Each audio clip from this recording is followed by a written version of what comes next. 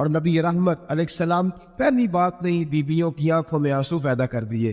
حضور فرمانے لگے سنو، جب کوئی عورت بچہ پیدا کر لیتی ہے تو رب اسے اتنا ہی درجہ دیتا ہے جتنا ایک شہید کو درجہ عطا کرتا ہے۔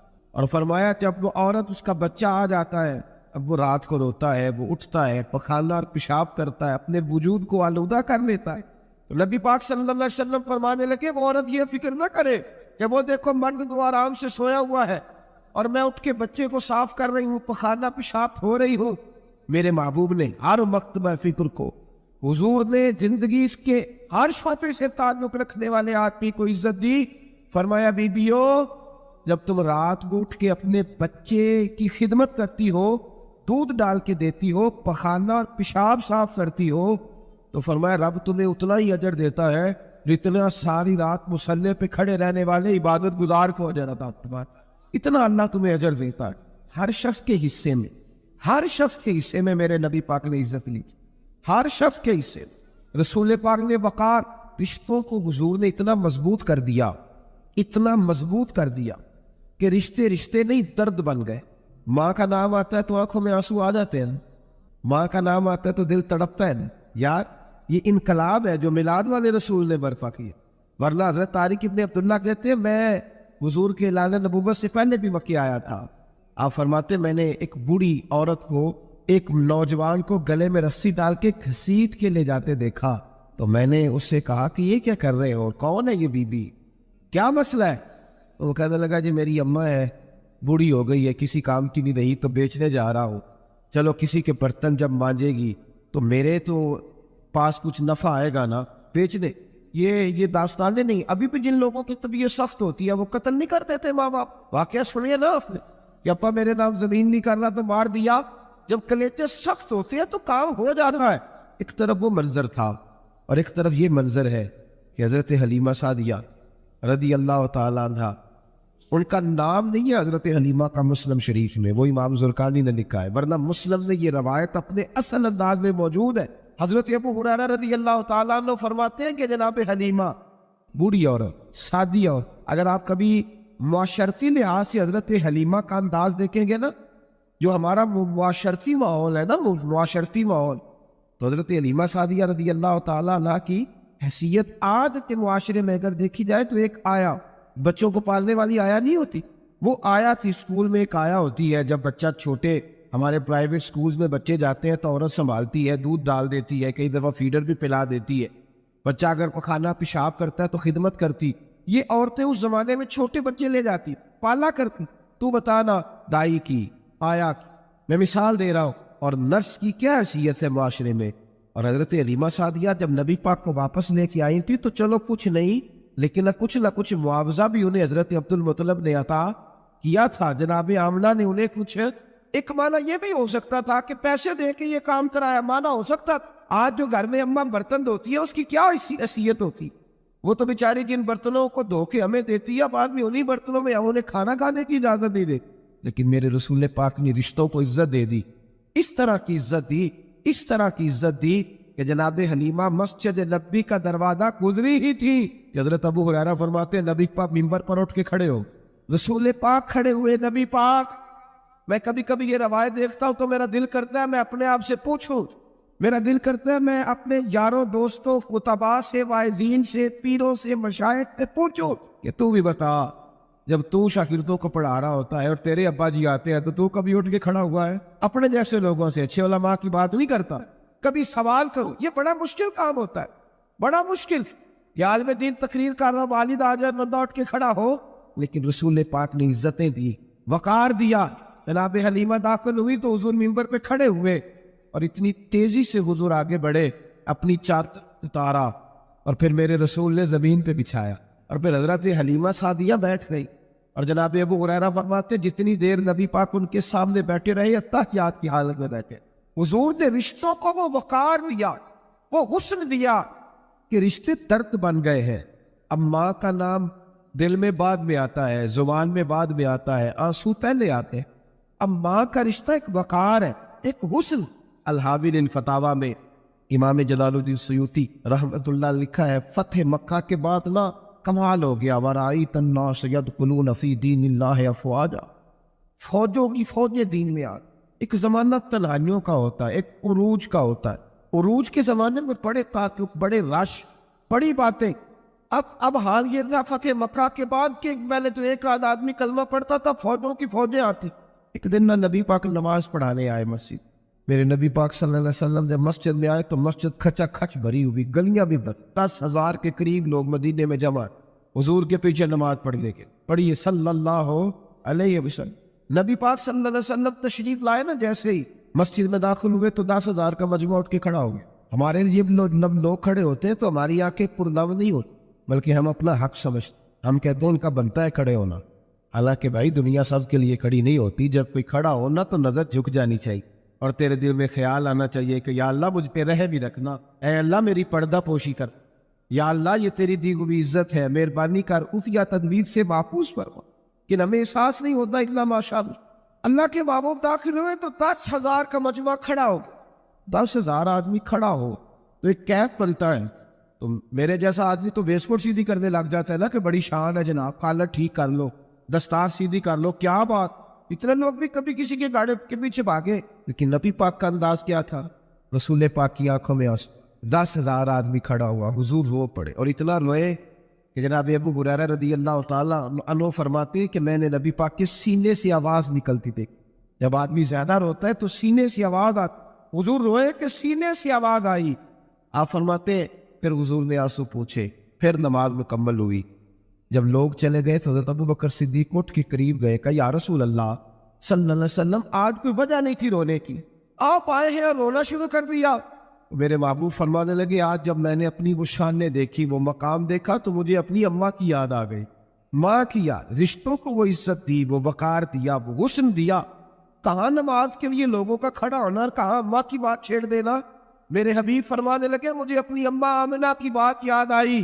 میری ماں نے تو وہ دور دیکھا تھا جب وجود میں کپڑے بھی پورے نہیں تھے، دل کرتا تھا آج اماں موجود ہوتی، میں نماز پڑھانے آتا، اللہ اکبر کہہ کے نیت باندھتا، سبحانک اللہ کے بعد سورہ فاتحہ پڑھتا، اور سورہ فاتحہ مکمل پڑھ لیتا کہ میری اماں آمنہ کو وہ کام یاد آتا، وہ پردہ سرکا کے کہتی بیٹا محمد میری بات تو سننا، تو محبوب فرماتے اللہ کی عزت کی قسم میں نماز چھوڑ دیتا، پہلے ماں کی بات سن کے آتا، میں چھوڑ دیتا نماز۔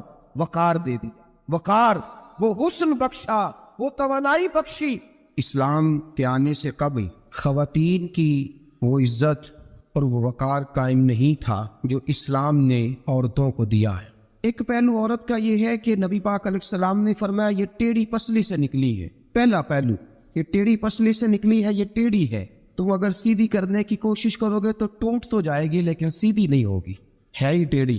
میرے ساتھ اس لیے میری مائیں بہنیں ناراض نہیں ہو سکتی کہ میں رسول پاک کی حدیث سنا رہا ہوں، اور حدیث بھی بخاری مسلم کی۔ نبی پاک علیہ السلام نے فرمایا یہ عورت ٹیڑھی پسلی سے نکلی ہے، ٹیڑھی ہے، اس ٹیڑھی کے ساتھ ہی تم نے گزارا کرنا۔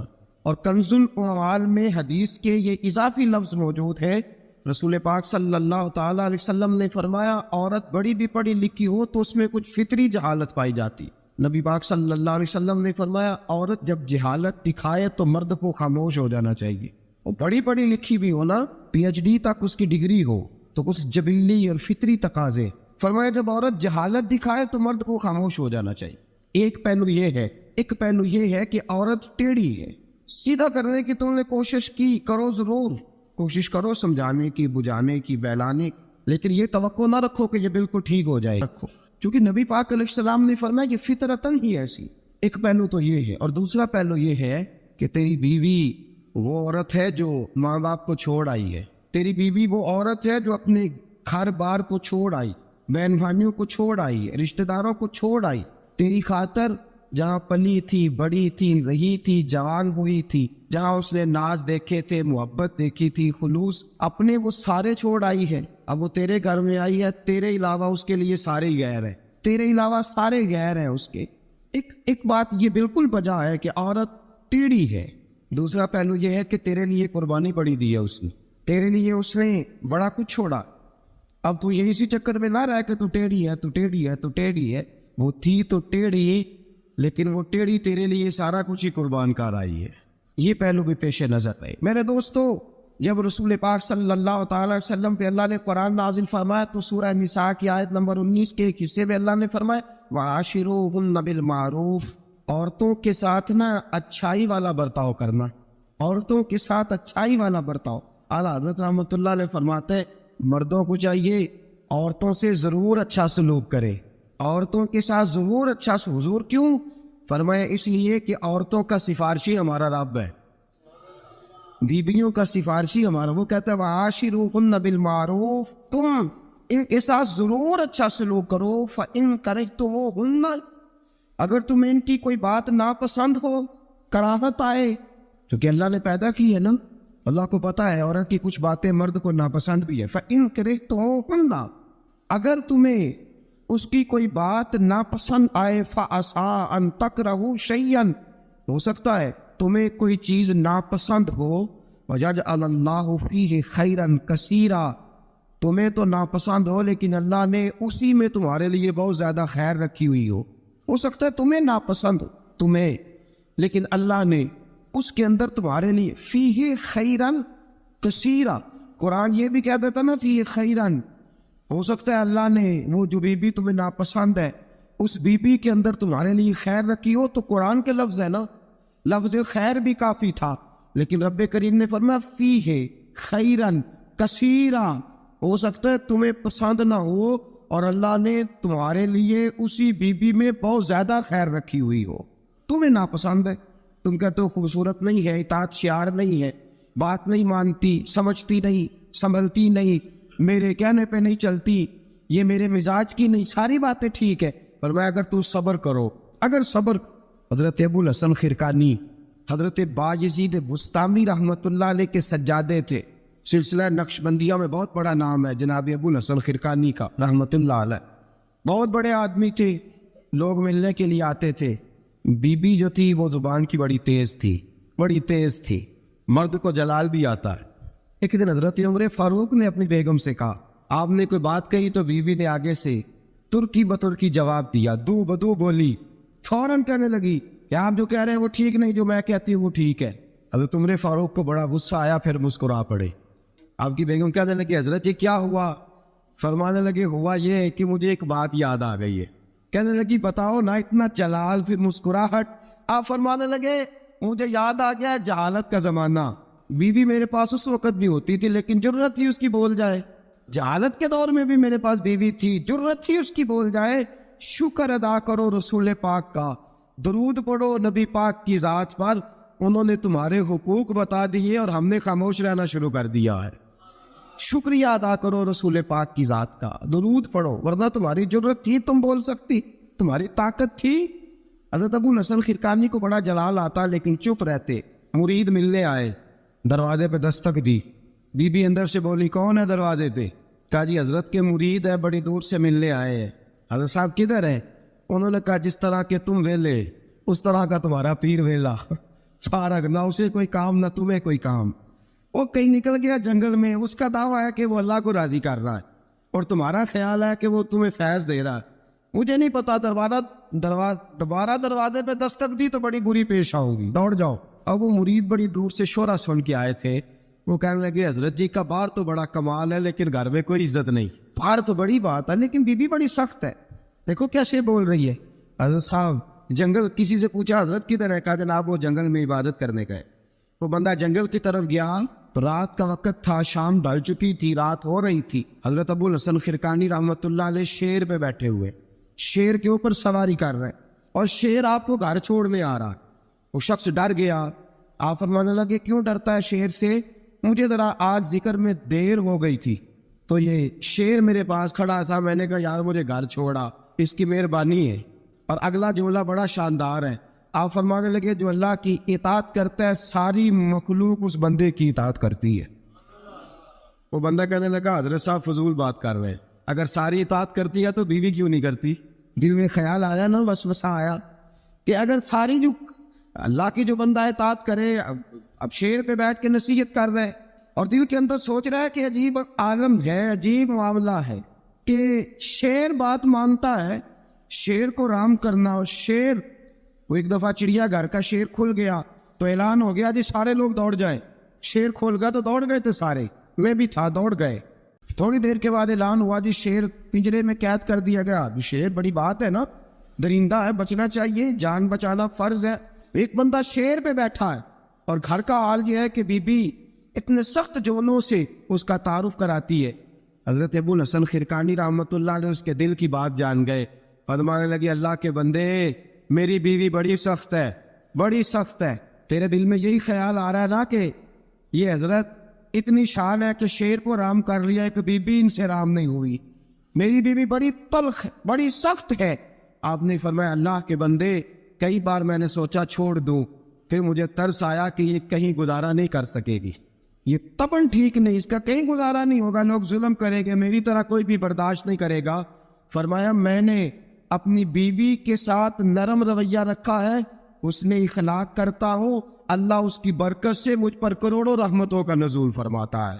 اور فرمایا یہ جو مخلوق میری بات مانتی ہے نا، شیر میری بات مانتا ہے، یہ بھی اس لیے مانتا ہے کہ میں اپنی بیوی کے ساتھ محبت کا انداز اختیار کرتا ہوں۔ وہ نادان ہے، بیوقوف ہے، اس کی عقل آدھی ہے، بات تو سمجھتی نہیں، اللہ نے اسے جبلن فطرتن ایسا بنایا، میں اس نے سلوک کرتا ہوں، میں اچھا برتاؤ کرتا ہوں تو اللہ میرے اوپر رحمتوں کا نزول فرماتا ہے۔ بات یاد رکھے، میں اختلاف نہیں کرتا، عورت کو مارنا جائز ہے، مرد اسے مار سکتا ہے، اگر بات نہ مانے تو نبی کریم صلی اللہ علیہ وسلم نے فرمایا نہ مانے تو پہلے بستر الگ کر دو، اگر پھر بھی نہیں مانتی اس سے الگ ہو جاؤ، لیکن گھر کے اندر پھر بھی بات نہیں مانتی تو اس طرح مارو کہ نہ اس کے چہرے پہ اور نہ اس کے وجود پر زخم آئے، اتنی کم ضرب لگاؤ، تادیباً تنبیہاً مارو، مارنے کے لیے نہ مارو کہ جس طرح مارا جاتا ہے جانور کو یا مارا جاتا ہے جلال میں، کس تنبیہاً تادیباً، اس طرح نبی پاک علیہ وسلم۔ لیکن سید عالم صلی اللہ تعالیٰ علیہ وآلہ وسلم نے یہ ساری باتوں کی اجازت دی، لیکن میرے دوستو اجازت دی ہے، اجازت اور ہے، لیکن میرے محبوب کی سنت اور ہے، اجازت اور ہے، سنت اور۔ رسول پاک صلی اللہ علیہ وسلم نے تادیباً تنبیہاً مارنے کی اجازت دی، لیکن حضور کی 11 بیویاں تھی، کسی کو کبھی نہیں مارا۔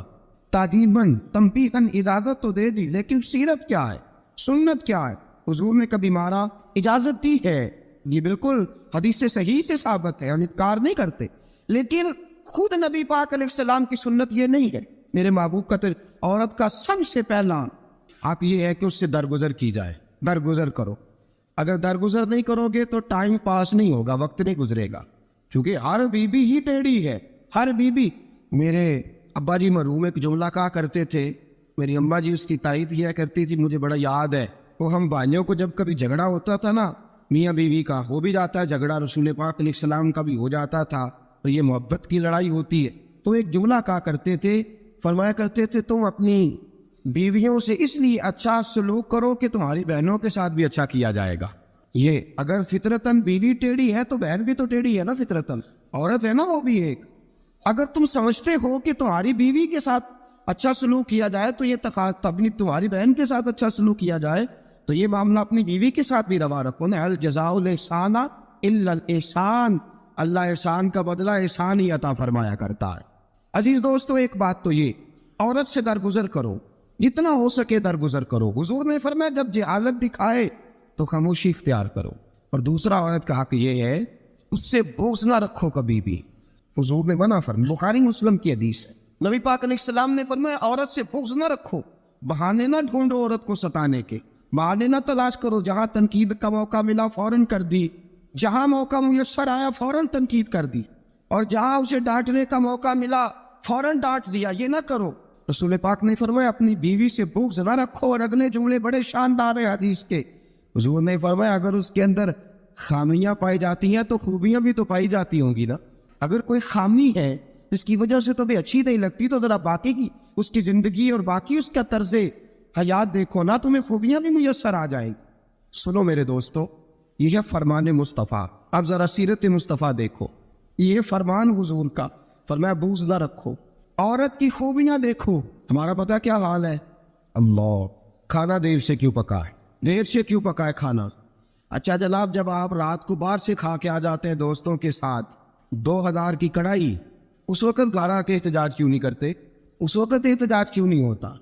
تو کڑھائی کھائے آپ، تو مردن غذائیں کھائے آپ، تو اکثر چلے گئے जनाब रेस्टोरेंट पे खाना खाने, और कभी अगर बीवी ने देर से खाना, वो आपके लिए खाना पका के बैठी है, तैयार करके रखा हुआ उसने, आपने खाया ही नहीं, क्या हुआ जी खाना खा लो, मैं बाहर से खा आया हूँ, आज एहतजाज क्यों नहीं। और अगर कभी किसी वजह से बीवी देर से खाना पकाए तो ऐसे भी खबरें मिलने को आती हैं कि हंडिया उठाई और उसको गली में फेंक दिया या सेन में फेंक दिया, इतनी देर से रोटी को पकी, जलाल आ गया। ये कहाँ की शराफत है भाई, जब तूने पका पकाया नहीं खाया था तब भी तो तू ही था, और आज तुझे, और फिर इससे आगे गुजरते हैं हम, जरा नमक तेज क्यों है हंडिया में इस। और मेरे पास ऐसे मसाइल तलाक के आते हैं कि जनाब बीवी ने हांडी ठीक नहीं पकाई थी, खामद को जला लाया, उसने कहा तलाक तलाक तलाक, हौला वला कुव्वत, ये कहाँ का इंसाफ है। हंडिया ठीक नहीं पकी, सालन में मिर्चें ज्यादा हैं, रोटी जो है वो जला दी है, तूने ठीक तरीके से पकाई नहीं, सालन के साथ सलाद क्यों नहीं बनाया। भाई जरा थोड़ा सा ख्याल कर, अगर अल्लाह ने तुझे मर्द बनाया है, वो तुझे औरत बना देता तो तू एहतजाज कर सकता था। उसने तुझे अगर अशरफुल मखलूकात बना दिया तो इतना तकब्बुर, इतना गुरूर। सुनो रसूल पाक अलैहिस्सलाम का तरीका, बुखारी मुस्लिम की हदीस से रसूल पाक सल्लल्लाहु अलैहि वसल्लम की ज़ौजा सय्यदा तय्यबा ताहिरा उम्मुल मोमिनीन हजरत आयशा सिद्दीका रदियल्लाहु ताला अन्हा फरमाती है, वो दिन जब अल्लाह ने हमें खुशहाली दे दी, वो दिन जब अल्लाह ने फतह दे दी, इज़ा जा नस्रुल्लाहि वल फतहु व रअयतन नासा यदखुलूना फी दीनिल्लाहि अफ़वाजा इन्ना फतहना लका फतहम मुबीना की, जब अल्लाह तबारक व तआला ने खुशखबरियां सुनाई, बड़ा माल बड़ा कुछ। फरमाती है घर में खाना तैयार होता था, अगर हुजूर को पसंद नहीं ना आता था हुजूर चले जाते थे, छोड़ देते थे।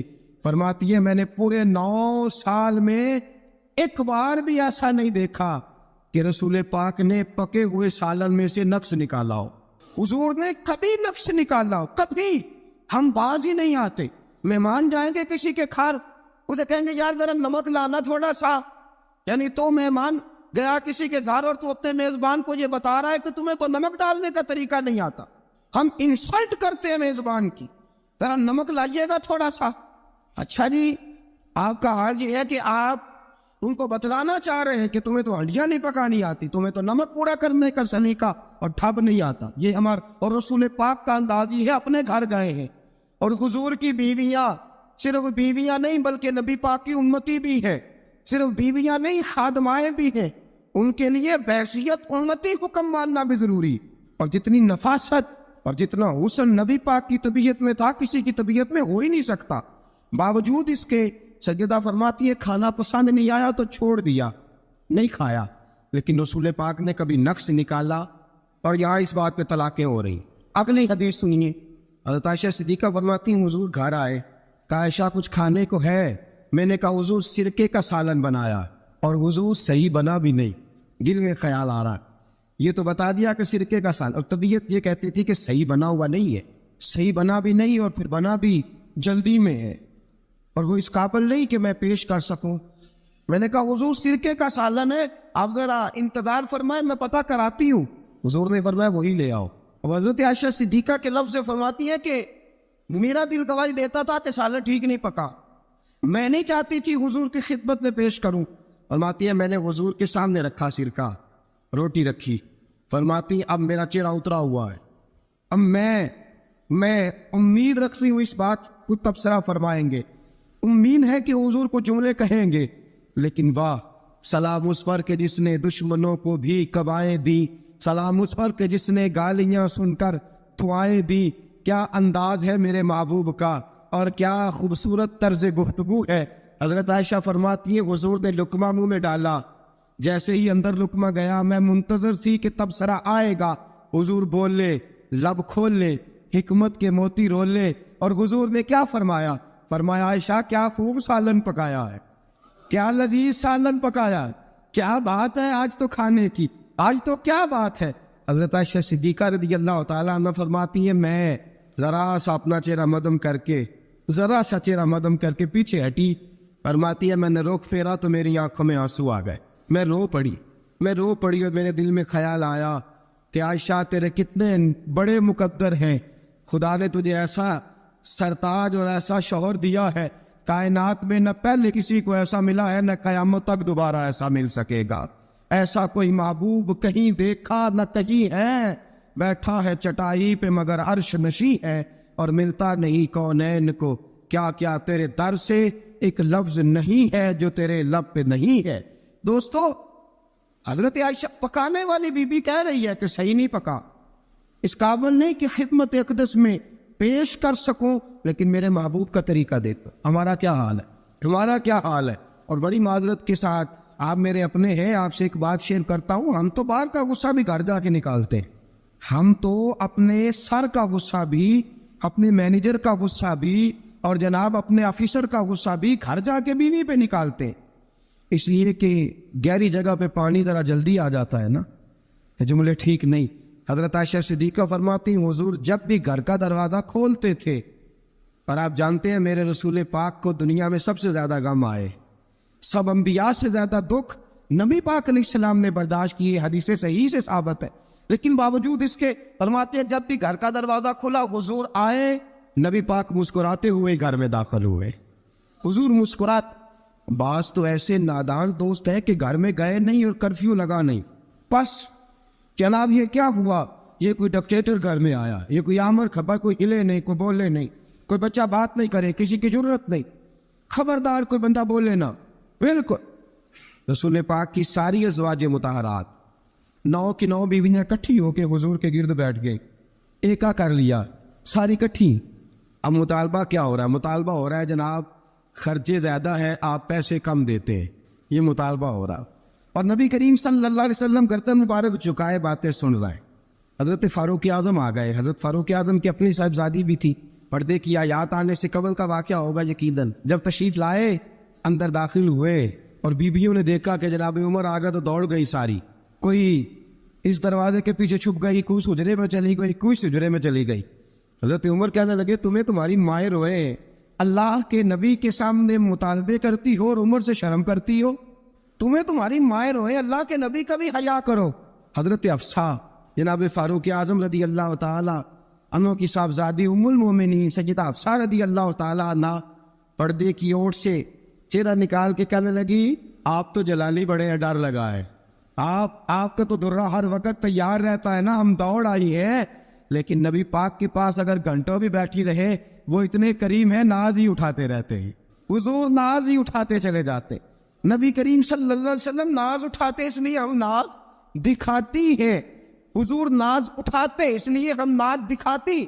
حضرت عمر فاروق رضی اللہ تعالیٰ عنہ کو خواتین نے یہ جواب دیا، گویا حضور کی سیرت کا وہ مشترکہ پہلو جو ان 9 ازواج مطہرات کی مشترکہ روایت تھی پیش کی۔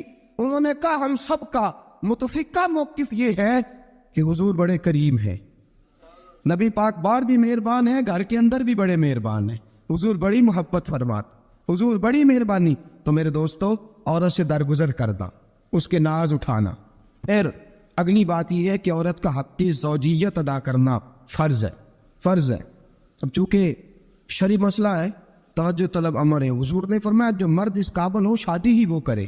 حضرت عثمان بن مظعون رضی اللہ تعالیٰ عنہ کے بارے میں حضور کو پتہ چلا کہ تو ساری رات نماز پڑھتا رہتا ہے، نفل پڑھتا رہتا ہے ساری رات۔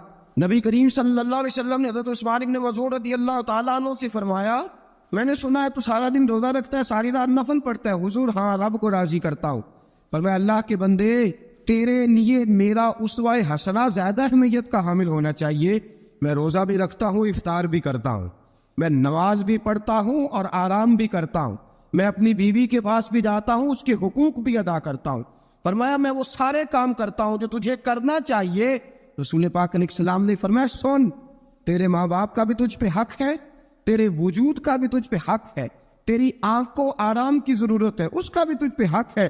اور حضور نے فرمایا ساری رات نماز نہ پڑھا کر، تیری بیوی کا بھی تجھ پہ حق ہے، وہ تجھے ادا کرنا ہے۔ اللہ کی بارگاہ میں وہ جا کے سوال کرے گی، وہ تیرا گریبان پکڑے گی، تجھے ان چیزوں کا خیال رکھنا۔ حضرت عمر فاروق رضی اللہ تعالیٰ عنہ نے فرمایا تھا کوئی فوجی 4 مہینے سے زیادہ اپنے گھر سے غیر حاضر نہ رہے، بیوی کا حق ہے اس کے پاس آئے، اس کو وقت دے، اس کو وقت دے۔ جو لوگ ملک سے باہر رہتے ہیں نا، چلو بامر مجبوری ہے، مجبوری کے معاملات ہیں، ان کو اپنی بیویوں کو زیادہ شکر گزار ہونا چاہیے، زیادہ شکر گزار ہونا چاہیے۔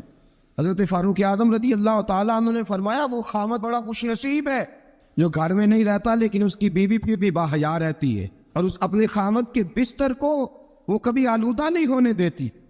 چاہیے نا خامد کو کہ وہ حسن سلوک کا مظاہرہ میں نے بات شروع میں کی جس کی قربانیاں زیادہ اس کے ساتھ اظہار محبت بھی زیادہ ہونے چاہیے. عزیز دوستو اس سے آگے چلیے. نان و نفقہ. رسول پاک علیہ السلام نے فرمایا جس طرح اپنے کپڑے پہنو اسی طرح اپنی بیوی کو بھی پہناؤ. جس طرح کا کھانا اپنے لیے پسند کرتے ہو اس طرح اپنی بیوی کے لیے بھی. میں نہیں آپ سے کہتا کہ آدھی کڑھائی دکان پہ کھائیں آدھی گھر لے کے جائیں, میں یہ نہیں کہتا, لیکن میں رسول پاک صلی اللہ علیہ وسلم کی حدیث سے آپ کو آگاہ کر رہا. سید عالم صلی اللہ تعالیٰ علیہ وسلم نے فرمایا جو کھاؤ وہی بیویوں کو بھی کھلاؤ, جو پہنو وہی بیویوں کو بھی. اب سنیے اس سے اگلے لفظ حضور کے. نبی پاک علیہ السلام نے فرمایا ایک دینار وہ ہے جو بندہ اپنے غلام کو دیتا ہے, بڑی بات ہے. ایک دینار وہ جو اللہ کی راہ میں صدقہ دیتا ہے. ایک دینار وہ جو بندہ اپنے دوست احباب کی خدمت کر.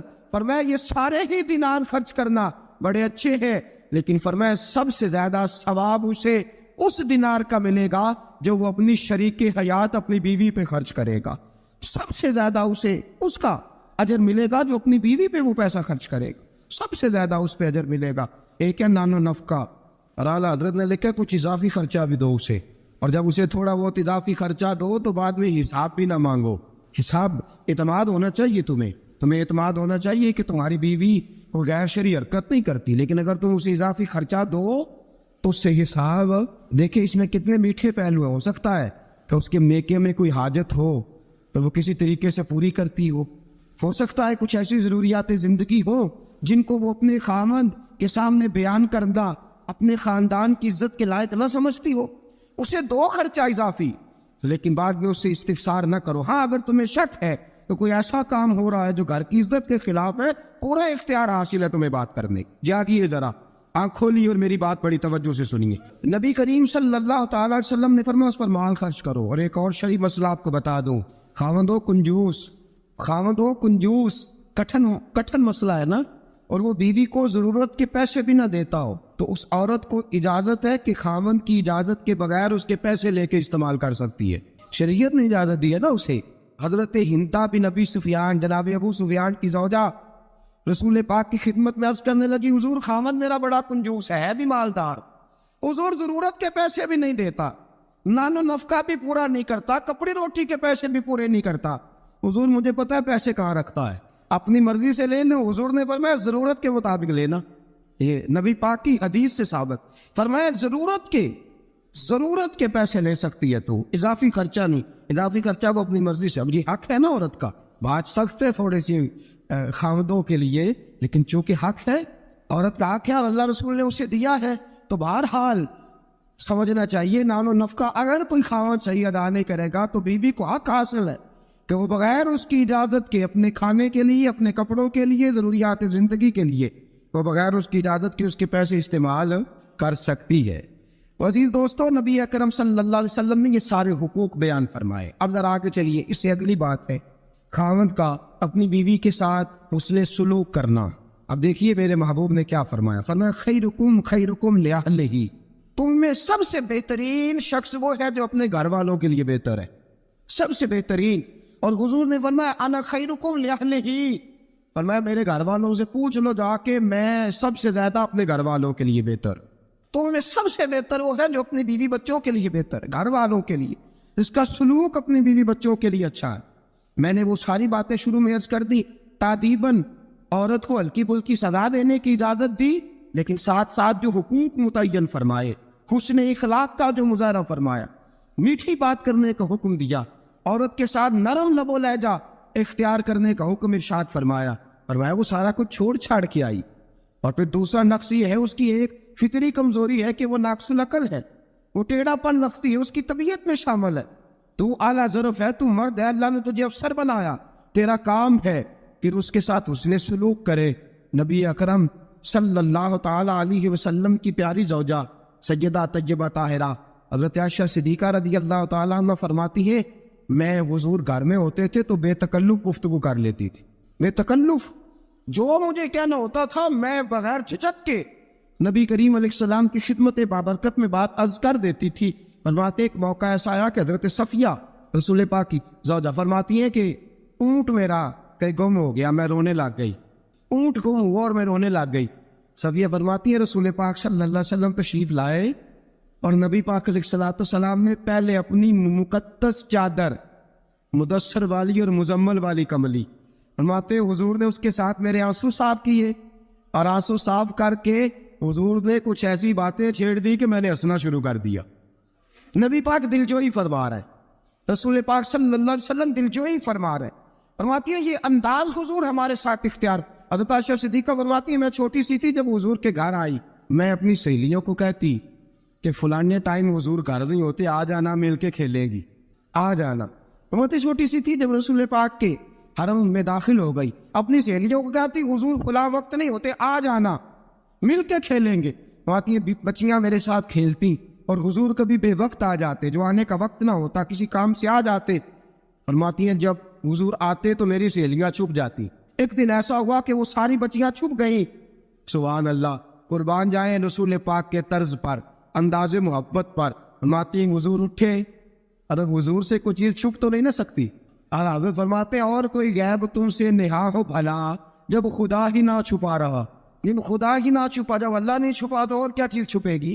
نبی پاک نے جب اپنے رب کا دیدار کر لیا اللہ کے کرم سے تو باقی پیچھے کیا رہ گیا؟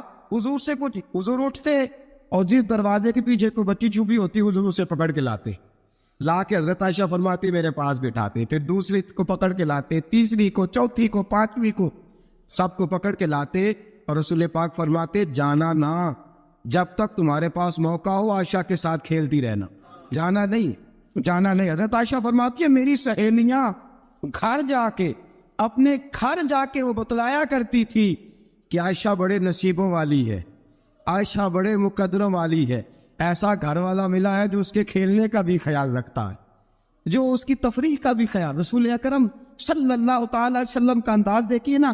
لیکن عائشہ صدیقہ فرماتی ہے مسجد نبوی میں حبشی بچے نیزوں سے کھیل رہے تھے، نیزوں کے ساتھ کھیل رہے تھے، اور نبی پاک علیہ السلام نے فرمایا عائشہ ادھر آؤ، بچے حبشی مسجد کے دروازے پہ نیزوں کے ساتھ کھیل رہے ہیں، کھیل دیکھو گی؟ تو عائشہ صدیقہ فرماتی ہے میں نے کہا حضور دیکھوں گی۔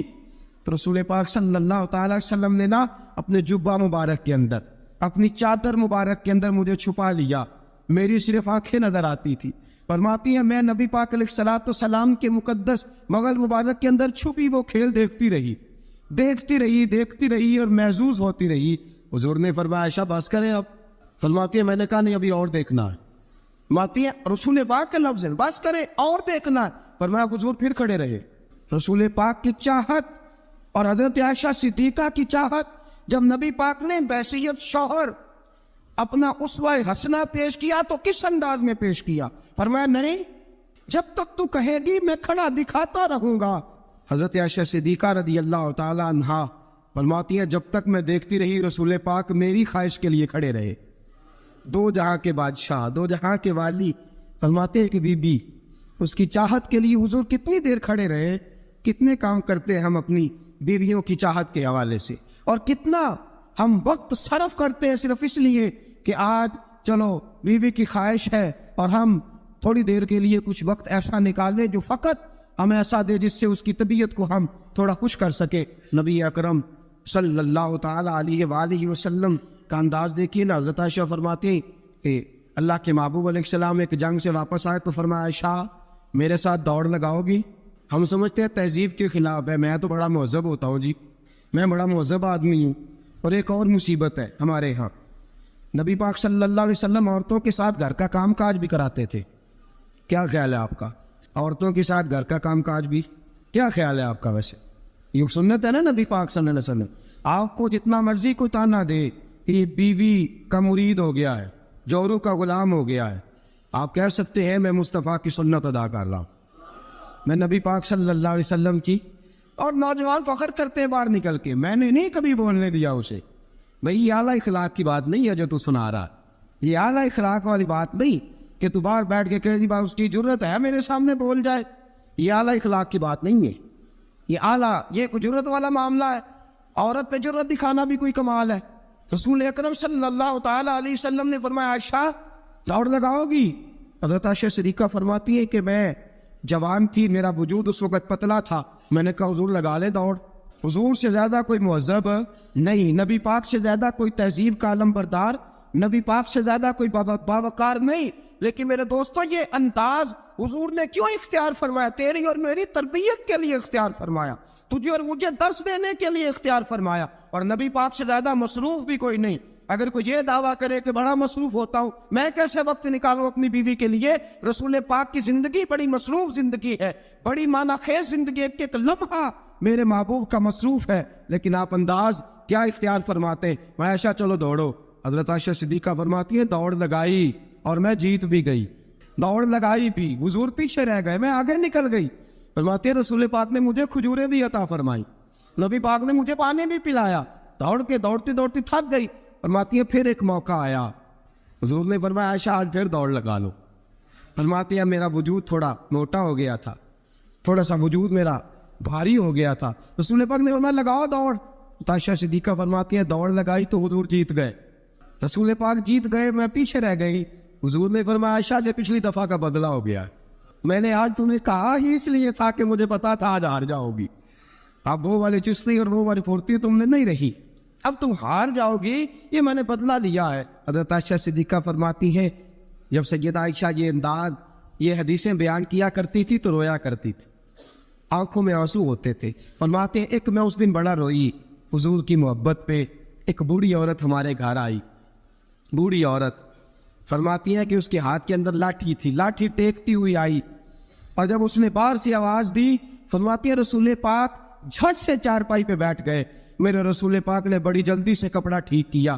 حضور جلدی سے اٹھے, اس بوڑھی کا استقبال کیا, اسے بٹھایا, اسے کھلایا پلایا, خدمت کی. حضور اس کے سامنے بیٹھے رہے, پرانی باتیں نبی پاک کرتے رہے. بتائیے فلاں کا پھر کیا حال ہے, وہ فلاں موقع پہ پھر کیا بنا تھا, پھر کیا ہوا تھا. سیدہ طیبہ طاہرہ عائشہ صدیقہ فرماتے ہیں مجھے سمجھ نہ آئی ماجرا کیا ہے, معاملہ کیا ہے, یہ بی بی کون ہے, حضور نے کیا کس قسم کا تذکرہ چھیڑ دیا ہے. سیدہ عائشہ فرماتی ہیں بی بی چلی گئی, میں نے سمجھا بڑی کوئی معزز عورت ہے. حضور نے اتنا اکرام کیا, اتنا احترام کیا, اتنی خدمت کی, جاتے دفعہ کھجورے تحفے میں عطا فرمائی. بڑی کوئی معزز باوقار پتہ نہیں کون عالی مرتبت عورت ہے. حضرت عائشہ صدیقہ فرماتی ہیں حضور نے جب اس عورت کا تعارف کرایا, فرماتی ہے میرے دل سے دعا نکلی آپ واقعی اللہ کے سچے رسول ہیں. وہ بی بی کون ہے؟ رسول پاک علیہ الصلوۃ والسلام جب وہ بی بی گئی, حضرت عائشہ صدیقہ فرماتی ہے رسول پاک کی آنکھوں میں آنسو آ گئے. میں نے کہا حضور بی بی کون ہے؟ حضور رو پڑے. نبی پاک تھوڑی دیر کے بعد آنسو پوچھ کے کہنے لگے عائشہ یہ ختیجہ الکبریٰ کی سہیلی ہے, یہ ختیجہ کی سہیلی ہے.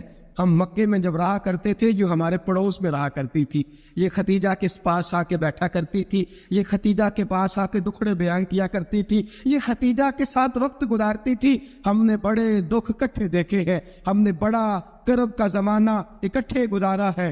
اب کافی عرصے کے بعد یہ بھی مدینے منتقل ہوئی, مجھے خبریں مل رہی تھی. آج جب آئی ہے تو مجھے وہ ختیجہ کی وفاؤں والا دور پھر سے یاد آیا ہے, وہ ختیجہ کی محبتیں پھر سے یاد آئی ہیں. وہ ختیجہ الکبریٰ نے جو میرے ساتھ کٹھن وقت گزارا تھا, وہ جو دکھوں کی وادیاں میں نے اور ختیجہ نے کٹھے سر کی تھی, وہ شیب ابی طالب کے دن جو میں نے اور ختیجہ نے بھوک میں کاٹے تھے, وہ اوجڑیاں میرے سر پہ جو کافر رکھتے تھے, اور ختیجہ محبت اور پیار کے ساتھ کہتی تھی سونیا غم نہ کرنا اللہ بڑی عزت عطا فرمائے گا. فرمایا مجھے وہ سارے دکھ اور وہ ساری پریشانیاں اور وہ ختیجہ کا سارا پیار آج پھر سے یاد آیا ہے. سید عالم صلی اللہ علیہ وسلم یہ جملے کہہ رہے تھے. سیدہ عائشہ فرماتی ہے میرا دل گواہی دے رہا تھا آپ واقعی اللہ کے سچے رسول ہیں, آپ واقعی. اور حضرت عائشہ صدیقہ فرماتی ہے نبی پاک علیہ السلام کچھ دنوں کے بعد اور بھی فرمایا عائشہ گوشت پکاؤ تو سالن ذرا زیادہ بنانا, شوربہ ذرا زیادہ کر لینا, پانی ذرا زیادہ ڈالنا, حضور مہمانوں نے آنا ہے. کچھ لوگ آ رہے, فرمایا نہیں مجھے پتا چلا ہے مدینے میں ختیجہ کی کچھ سہیلیاں آ کے ٹھہری ہیں, میں آج انہیں بھی سالن بھیجنا چاہتا ہوں, ان کے گھروں میں تحفہ.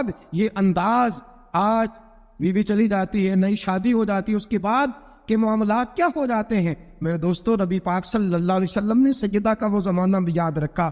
حضرت عائشہ صدیقہ رضی اللہ تعالی عنہا فرماتی ہیں یہ انداز میرے محبوب کا تھا اپنی بیویوں کے حق میں, یہ طرز حضور اختیار فرماتے تھے اپنی بیویوں کے لیے.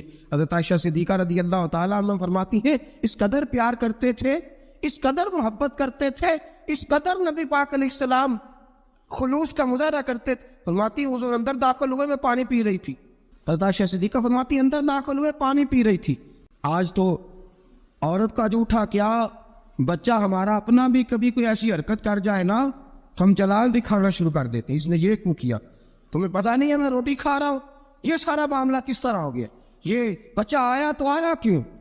میرے دوستو, اتنا تکبر, اتنا غرور اور اس قدر اپنے آپ کو آگے لے کے جانا اور نبی پاک علیہ السلام کی سنت سے روگردانی, اور عورت کے ساتھ یہ رویہ, عورت ہماری باندی تو نہیں, وہ لونڈی تو نہیں, وہ نوکرانی تو نہیں, وہ خادمہ تو نہیں, اسے تو تیرے رسول نے تیری عزت قرار دیا ہے, اسے تو تیرے رسول نے تیرے لیے باعث وقار قرار دیا ہے, اسے تو تیرے محبوب علیہ السلام نے تیری نظر نیچی رکھنے کا ذریعہ قرار دیا, اسے تو نبی پاک علیہ السلام نے فرمایا جس نے نکاح کر لیا اس نے تو ایمان مکمل کر لیا, گویا عورت نے تو آ کے تیرے ایمان کی تکمیل کر دی. یہ ساری باتیں رسول پاک صلی اللہ علیہ وسلم نے عورت کے حقوق میں بیان فرمائی. حضرت عائشہ صدیقہ فرماتی حضور آئے, میں پانی پی رہی تھی پیالے میں, داخل ہوئے, فرماتی ہیں کہ پانی تو گھڑے میں اور بھی موجود تھا. سید عالم صلی اللہ تعالی وسلم نے فرمایا عائشہ پیالے میں کچھ پانی چھوڑ دینا. میں نے کہا حضور پانی ہے, فرمایا نہیں وہ والا نہیں, پیالے میں کچھ پانی چھوڑ دینا. حضرت عائشہ صدیقہ فرماتی ہے میں نے چند گھونٹ اور پانی پیے چھوڑ دیا. رسول پاک آئے, فرمایا لاؤ میں پانی پیوں گا, لاؤ.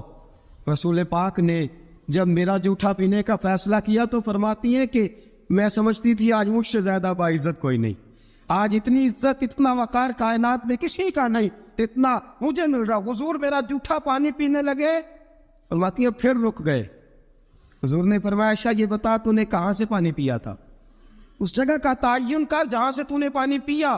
سیدہ طیبہ طاہرہ صدیقہ بنت صدیق حضرت عائشہ صدیقہ رضی اللہ تعالی عنہ فرماتی ہے میں نے تعین کیا حضور یہاں سے پیا ہے.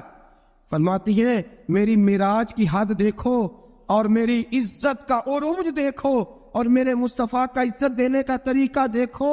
رسول پاک نے عین اس جگہ لب ٹکائے جہاں سے میں نے پانی پیا تھا. میرے دوستو ذرا اس بات کا آپ خیال فرمائے نا, اس پہ جب آپ اتنا پیار کرو گے نا بیوی کے ساتھ, اس کا دماغ خراب ہوا میکے جا کے بیٹھے گی, اس کو کیا مصیبت بنی ہوئی ہے کہ وہ کہے کہ نہیں میں نے میکے جانا ہے. اتنا انداز محبت اگر اختیار کرو گی, اتنا پیار کرو گے تو آپ کا گھر برباد نہیں کرے گی بلکہ قربانی دے کے آباد کرے گی, وہ قربانی دے کے آباد کرے گی. اگر یہ انداز محبت جو رسول پاک علیہ السلام نے اپنی بیویوں کے ساتھ قائم فرمایا, اس سے اگلا بھی ایک حق ہے, وہ کیا ہے, یا ایھا الذین آمنوا قوا انفسکم واہلیکم نارا. فرمایا ایمان والو خود بھی جہنم سے بچو اور اپنے گھر والوں کو بھی بچاؤ, خود بھی جہنم سے بچو اور اپنے گھر والوں کو بھی بچاؤ. اعلیٰ حضرت فرماتے ہیں کچھ خاوند ایسے ہیں جن کی بیویاں اپنے خاوند کی وجہ سے جنت میں چلی جائیں گی. خاوند نیک تھا, اللہ نے سفارش قبول کر لی اور اس کی برکت سے اس کی بیوی بھی جنت میں چلی گئی. اور فرمایا کچھ بیویاں ایسی ہیں, بیوی نیک ہوگی اللہ اس کی برکت سے خاوند کو جنت عطا فرما دے گا. فرمایا اے ایمان والو خود بھی آگ سے بچو اور اپنی بیویوں کو بھی آگ سے. اچھا کبھی کبھی ضمناً بیوی کو کہہ دیا نماز پڑھا کر, ٹھیک ہے جی, اس نے کہا اچھا پڑھا کروں گی, بات ختم ہو گئی. پھر کسی نے کہا گھر میں سے تو اپنی بیوی کو کہہ نماز, میں تو کہتا ہوں پڑھتی نہیں, بڑا بھی اعلیٰ انداز تو نے اختیار کیا کہنے کا, نماز پڑھا کر. اس نے کہا اچھا ٹھیک ہے پڑھا کروں گی, بات ختم ہو گئی. بھئی جس طرح وہ روٹی ٹھیک نہ پکائے تو ناراض ہو جاتا ہے, کپڑے نہیں دھو کے دیے ناراض ہو گیا, جوتے نہیں پالش کیے ناراض ہو گیا, نماز نہیں پڑھتی تو پھر بھی ناراض ہو, تیرا حق بنتا ہے. عجیب تماشا ہم نے اختیار کر رکھا ہے کہ بھائی بیوی ذات کا کام نہ کرے تو ہم بیوی کو گھر میں رکھتے نہیں. میرے دوستوں صحابہ میں سے بہت ساری طلاقیں اس لیے ہوئی کہ یہ بیوی اللہ رسول کی نافرمان ہے, وہ اس لیے بیویاں چھوڑتے تھے کہ یہ رب رسول کی فرما برداری نہیں کرتی.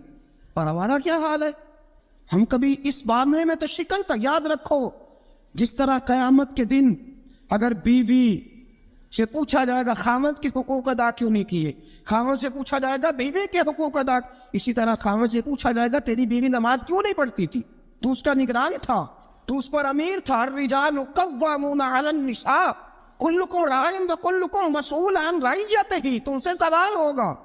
پوچھا جائے گا خاوند سے کہ تیری بیوی نمازی کیوں نہیں تھی, با پردہ کیوں نہیں تھی, نبی پاک صلی اللہ علیہ وسلم نے فرمایا ایک عورت 4 آدمیوں کو لے کے جہنم میں جائے گی. یا رسول اللہ صلی اللہ علیہ وسلم کس طرح؟ فرمایا اللہ اسے کہے گا تو بے پردہ تھی، بے حیا تھی، چل دوزخ کے اندر. وہ کہے گی یا اللہ میں اکیلے نہیں جاؤں گی، میرے باپ کو بلا. میں روٹی ٹھیک نہیں پکاتی تھی تو ناراض ہوتا تھا، کپڑے نہیں دھوتی تھی تو ناراض ہوتا تھا، میں بے پردہ پھرتی تھی، اسے کبھی خیال ہی نہیں آیا. اللہ فرمائے گا لے جاؤ باپ کو بھی ساتھ. وہ کہے گی یا اللہ ٹھہر میرے بھائی کو بھی بلا.